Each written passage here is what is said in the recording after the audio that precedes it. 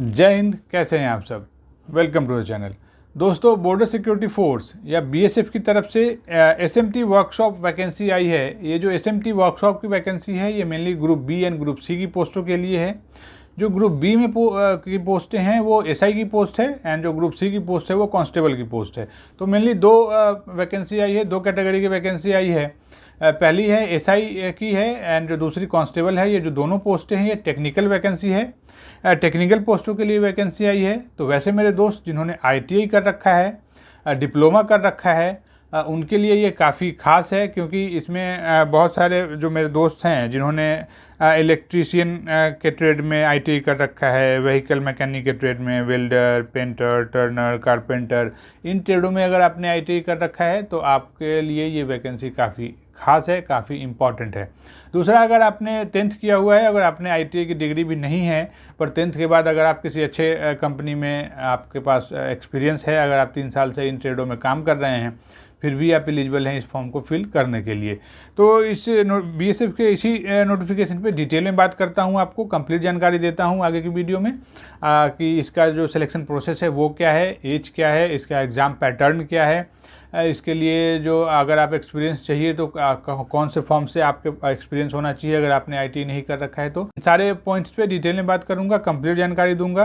तो दोस्तों, वीडियो में बने रहिएगा, वीडियो काफ़ी इन्फॉर्मेटिव होने वाला है। दोस्तों, अगर अभी तक आपने मेरे चैनल को सब्सक्राइब नहीं किया है तो मेरे चैनल को सब्सक्राइब कर लीजिएगा, वीडियोज़ को लाइक एंड शेयर किया कीजिएगा। दूसरी बात, अगर आपने इस बीएसएफ के फॉर्म को फिल करना है, अगर आप एलिजिबल हैं और आपको इसके लिए कुछ डाउट है, कुछ भी पूछना हो इस वैकेंसी के ऊपर, इस नोटिफिकेशन के ऊपर, तो आप बेझिझक कमेंट बॉक्स में जाकर कमेंट कर सकते हैं एंड पूछ सकते हैं। सो दोस्तों, चलिए इस वीडियो को शुरू करते हैं और बीएसएफ के इस नोटिफिकेशन को डिटेल में जानते हैं, डिटेल में बात करते हैं इस पर। So let's start the video. दोस्तों, बीएसएफ बॉर्डर सिक्योरिटी फोर्स ने वैकेंसी निकाली है फॉर द एसएमटी वर्कशॉप के लिए। एसएमटी वर्कशॉप जो उनका है उसके लिए वैकेंसी है। इसमें जो एसआई एंड जो कांस्टेबल की पोस्टें हैं, इन दो पोस्टों पे वैकेंसी आई है। ये दोनों पोस्टें टेक्निकल है, जैसा कि मैंने आपको बताया। इसमें जो एसआई है, इसमें एसआई के लिए जो मेनली 3 जो कैटेगरी या 3 ट्रेड के मेरे दोस्त हैं वो अप्लाई कर सकते हैं। जो एसआई है उसमें vehicle mechanic, auto electrician and store keeper की पोस्टों के लिए वैकेंसी आई है। तो इन 3 ट्रेड में अगर आपके पास डिप्लोमा है तो आप एलिजिबल हैं इस फॉर्म को फिल करने के लिए। वैसे ही दोस्तों, अगर कांस्टेबल की बात करूं तो कांस्टेबल में वैसे मेरे दोस्त जिन्होंने ओटीआरपी कर रखा है, एसकेटी कर रखा है, फिटर कर रखा है, कारपेंटर के ट्रेड में उनका आईटी का डिग्री है, ऑटो इलेक्ट्रीशियन में, व्हीकल मैकेनिक में, वेल्डर में, पेंटर में, टर्नर में, इन सारे ट्रेडों में अगर आपके पास आईटीआई की डिग्री है देन आप एलिजिबल हैं इस फॉर्म को फिल करने के लिए।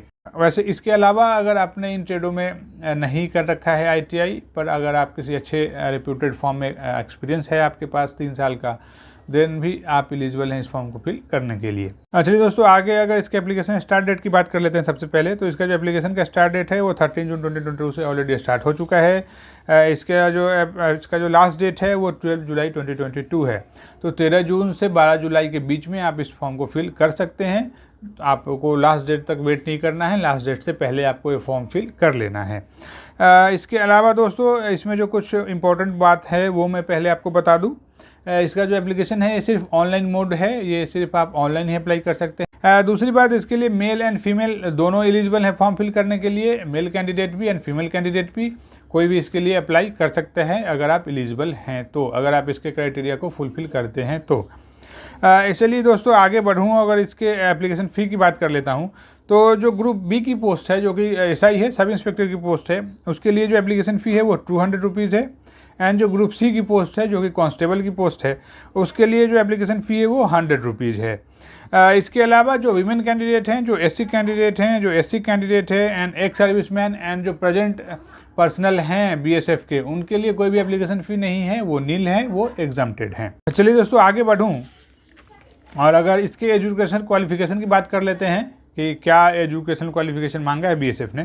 तो जो एसआई की पोस्ट है, टेक्निकल एसआई जो ग्रुप बी की पोस्ट है, इसके लिए 3 ईयर डिप्लोमा होना चाहिए इन ऑटोमोबाइल इंजीनियरिंग या फिर मैकेनिकल इंजीनियरिंग या फिर ऑटो इलेक्ट्रिकल इंजीनियरिंग। इन 3 ट्रेड में आपके पास या इन 3 कोर्स में आपके पास डिप्लोमा सर्टिफिकेट होना चाहिए। अगर इन 3 ट्रेडों में हैं देन आप एलिजिबल हैं एसआई की पोस्ट के लिए अप्लाई करने के लिए। वैसे ही अगर कांस्टेबल की बात करूं तो जो कांस्टेबल की पोस्ट है वो ग्रुप सी की पोस्ट है और इसके लिए आपके पास मैट्रिक होना चाहिए, 10th या मैट्रिक। आपके पास 10th आपने पास किया हुआ है, मैट्रिक किया हुआ है, विथ ITI होना चाहिए आपके पास इन सारे रेस्पेक्टिव ट्रेड में। ये जो ट्रेड है जैसा कि मैंने आपको बताया, जिसमें auto electrician, vehicle, carpenter, mechanic, welder, painter, Turner, ये जो है सारे ट्रेड में अगर आपके पास ITI की डिग्री है, ITI का सर्टिफिकेट है, देन आप एलिजिबल हैं कांस्टेबल की पोस्ट के लिए फॉर्म फिल करने के लिए।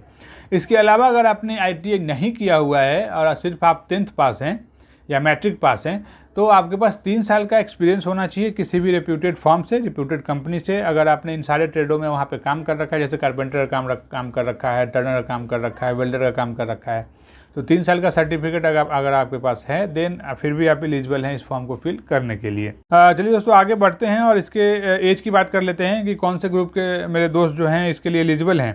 तो जो SI का पोस्ट है, जो ग्रुप B का पोस्ट है, वो इसके लिए 30 ईयर्स मैक्सिमम आपका एज होना चाहिए। एंड जो कांस्टेबल की पोस्ट है उसके लिए जो मिनिमम एज है वो 18 years and maximum age 25 years होना चाहिए। इसके अलावा इसमें एज पर गवर्नमेंट रूल रिलैक्सेशन भी अवेलेबल है अपर एज में। चलिए दोस्तों, अगर इसके मोस्ट इंपॉर्टेंट अगर इसकी सैलरी की पहले बात कर लेते हैं कि सैलरी का एक होता है कि कौन से उसमें मेरी सैलरी होगी, कितनी सैलरी मिलेगी। तो ये जो सैलरी है, ये जो ग्रुप B की पोस्ट है जो कि SI की पोस्ट है, सब इंस्पेक्टर की, ये SI का पोस्ट लेवल 6 में आता है एज पर 7 CPC और इसका जो पे स्केल है वो 35,400 to 1,12,400 के बीच में आता है। वैसे ही अगर ग्रुप C की पोस्ट की बात करूँ तो जो ग्रुप C का पोस्ट है जो कि कांस्टेबल का पोस्ट है, ये लेवल 3 में आता है एंड लेवल 3 में जो पे स्केल है वो 21,700 to 69,100 के बीच में आता है। वैसे ही दोस्तों अगर इसके टोटल पोस्ट की बात कर लेते हैं कि टोटल वैकेंसी कितनी है, पोस्टें कितनी हैं, तो जो SI की पोस्ट है, SI की पोस्ट के लिए 22 सीट है, 22 पोस्ट है एंड जो कांस्टेबल की पोस्ट है उसके लिए 88 वैकेंसी है या 88 पोस्ट है। तो जो टोटल पोस्ट है वो 110 है, 110 पोस्ट के लिए वैकेंसी आई है। यहाँ मैं एक चीज़ आपको बताना चाहूँगा कि मेरे दोस्त, आपको सिर्फ एक पोस्ट चाहिए, आपको लाखों पोस्ट, ये मत सोचिए कि लाख नहीं है या 1000 पोस्ट नहीं है तब मैं अप्लाई करूँगा और अभी अप्लाई नहीं करूँगा। अगर आप एलिजिबल हैं तो आपको ये फॉर्म ज़रूर फिल करना चाहिए, क्योंकि बहुत सारे मेरे दोस्त यही सोचते हैं कि बहुत थोड़ी सी पोस्टें हैं, इसमें पता नहीं मेरा होगा नहीं होगा। दोस्तों, लक किसी को नहीं पता होता कि आपका लक कब आपका साथ दे दे। आपको बस एक पोस्ट चाहिए। अगर आप एलिजिबल हैं तो मेरे ख्याल से आपको ये ज़रूर फिल करना चाहिए फॉर्म और आपको बस एक पोस्ट पे आपको फाइट करना चाहिए और एक पोस्ट आपको ले लेना चाहिए। तो मेरे ख्याल से अगर आप एलिजिबल हैं तो आपको ये फॉर्म फिल करना चाहिए। पोस्ट मत देखिए कि पोस्टें कितनी हैं। चलिए दोस्तों आगे बढ़ें। अगर इसके सिलेक्शन प्रोसेस की बात कर लेते हैं कि सिलेक्शन प्रोसेस कितने फेज़ या कितने स्टेप्स में कंप्लीट होगा या कितने स्टेज में कंप्लीट होगा। तो दोस्तों इसका जो सिलेक्शन प्रोसेस है ये मेनली 5 स्टेज में कंप्लीट होता है। जो इसका पहला स्टेज है उसमें आपसे एक रिटन एग्ज़ाम लिया जाएगा। ये जो रिटन एग्ज़ाम होगा, ये जो SI की पोस्ट है एंड कांस्टेबल की पोस्ट है, ये दोनों के लिए अलग अलग रिटन एग्ज़ाम कंडक्ट कराएगी BSF। ये जो रिटन एग्ज़ाम होगा आपका, ये ऑफलाइन मोड का होगा, OMR सीट पे होगा, ऑब्जेक्टिव टाइप का क्वेश्चन होगा, मल्टीपल चॉइस क्वेश्चन होगा। एंड इसमें जो दूसरा फेज है, इसमें आपसे PST या PMT लिया जाएगा। आपका PST मतलब फिजिकल स्टैंडर्ड टेस्ट, इसमें आपका हाइट वेट चेस्ट लिया जाता है। एंड जो PET होता है फिजिकल एफिशिएंसी टेस्ट, इसमें आपसे रनिंग जंपिंग वगैरह लिया जाता है। वैसे ही अगर उसके बाद जो तीसरा इसका स्टेज है वो है DV का डॉक्यूमेंट वेरिफिकेशन होगा। उसके बाद आपका प्रैक्टिकल टेस्ट होगा and finally medical test and उसके बाद आपका अपॉइंटमेंट होगा। इसका जो रिटन एग्ज़ाम होगा, रिटन एग्ज़ाम में जो SI हैं, SI सब इंस्पेक्टर, उनके लिए जो रिटन एग्ज़ाम है उसमें मेनली 3 पार्ट एक क्वेश्चन पेपर होगा जिसमें 3 पार्ट होगा। ये जो पहला पार्ट होगा उसमें वो जनरल इंग्लिश का होगा। जनरल इंग्लिश का आपसे 20 क्वेश्चन पूछा जाएगा, 20 मार्क्स का। जो इसका पार्ट B है उसमें आपसे जनरल अवेयरनेस का क्वेश्चन पूछा जाएगा, 20 क्वेश्चन 20 मार्क्स का। एंड जो पार्ट C है उसमें आपसे टेक्निकल सब्जेक्ट जो आपका है उस पर क्वेश्चन पूछा जाएगा। इसका जो नंबर ऑफ क्वेश्चन होगा वो 60 क्वेश्चन होगा, 60 मार्क्स का। तो जो टोटल क्वेश्चन है वो 100 क्वेश्चन है, जो टोटल मार्क्स है वो 100 मार्क्स है।